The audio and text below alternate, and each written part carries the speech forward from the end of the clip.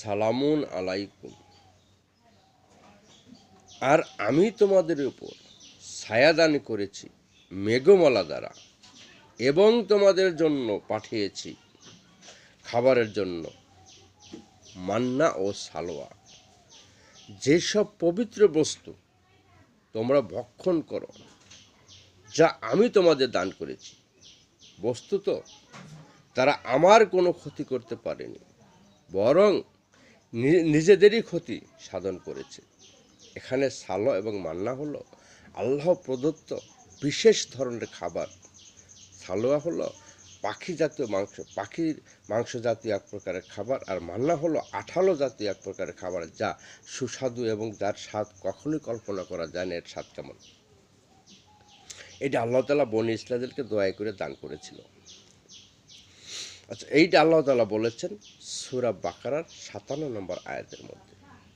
এই আয়াতের তাফসির কারকরা এইভাবে তাফসির করেছেন, বনী ইসরাঈলের একদল লোক জিহাদের আদেশ অমান্য করার কারণে তাদেরকে সিনাই পর্বতে, সিনাই মরুভূমিতে আটকিয়ে দেওয়া হয়েছিল। কিন্তু তাদের এই শাস্তিকালীন সময়েও দয়াময় আল্লাহ তাআলা তাদের প্রতি নানা রকম নিয়ামত বর্ষণ করেছিলেন। এই স্থলে তা বিবৃত করা হইল বা বর্ণনা করা হচ্ছে। মরুভূমিতে যেহেতু তাদের মাথার উপরে কোনো ছাদ ছিল না, প্রচণ্ড খরতাপে তাহারা অস্থির হইয়া খুবই কষ্ট পাচ্ছিল এবং অস্থির হয়ে পড়েছিল, তখন দয়াময় আল্লাহ দয়া করিয়া তাহাদের উপরে একখণ্ড মেঘমালাকে ছায়া দান করার জন্য নিযুক্ত করেন এবং নির্বিচ্ছিন্নভাবে তাদেরকে ছায়া দিয়ে যাচ্ছিলেন। এই মরুভূমিতে কোনো প্রকারের খাদ্যদ্রব্য ছিল না।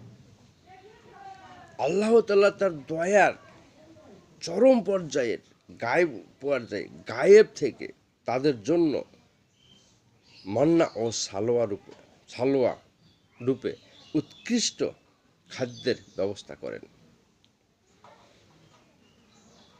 বনী ইসরায়েলরা এত সব নিয়ামত ভোগ করার পরেও তারা আল্লাহর সাথে চরমভাবে তাদের সত্তার উপরে চরমভাবে জুলুম করেছিল। এটা হলো